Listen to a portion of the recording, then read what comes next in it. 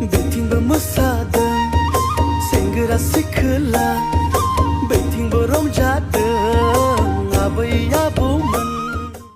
हे लोगोफोर दिनैनि गुबुन मोनसे गोदान आपडेट भिडिअआवहाय नोंथांमोन गासैखौबो बरायहरनाय थालायबाय दे। स' लोगोफोर आं दिनैहाय बर'नि फैनो गोनां मोननैसो मिउजिक भिडिअनि सायावहायनो नोंथांमोननिसिम आपडेटखौ लानानै फैदों दे। स' नोंथांमोना बेनिखायनो भिडिअखौ जागायनायनिफ्राय जोबजासिम नायलांबाय थाबानो जाबाय दे। थ' लोगोफोर जा गिबि आपडेटआवनो दं अनसु ब्रह्मा क्रिएशन इउटुब चेनेलनि गेजेरजोंहाय खामनि खबाम मुंनि मोनसे गोदानै मिउजिक भिडिअ फैनो थांगासिनो दङ दे लोगोफोर।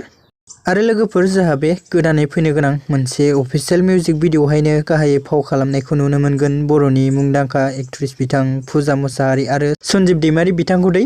आरो लोगोफोर जोंहा डिरेक्सन आरो करिय'ग्राफखौ होदोंमोन लेसान रामि बिथाङानो दे लोगोफोर। ओमफ्राय लोगोफोर जोंहा बे खामनि खबाम गोदानै फैनो गोनां मोनसे अफिसियेल मिउजिक भिडिअनिनो देंखोखौ होदोंमोन नितामनि बर' बिथांजोंनो लोगोसे सोरगोयारि केडि बिथाङा दे लोगोफोर। थ' लोगोफोर नोंथांमोना बिथांमोननि फैनो गोनां बे खामनि खबाम अफिसियेल मिउजिक भिडिअखौ नायनो थाखाय सोर सोर एक्साइटेड जाना दङ कमेन्टनि गेजेरजों फोरमायहरबानो जाबाय दे लोगोफोर।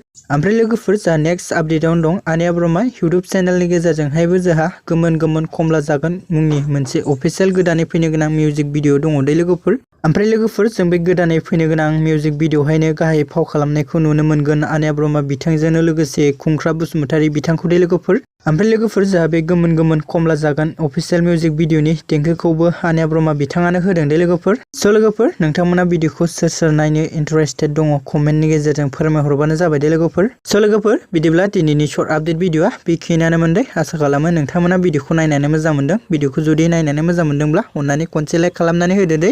आरो लोगोफोर सोरबाफोर जुदि चेनेलाव भिडिअखौ गोदानै नायगासिनो दङब्ला नोंथांमोना चेनेलखौबो साबस्क्राइब खालामनानै लाबानो जाबाय दे लोगोफोर जाहाथे आंनि गोदान गोदान भिडिअफोरनि नटिफिकेशनफोरखौ नोंथांमोना थाबैनो मोनहैयो दे।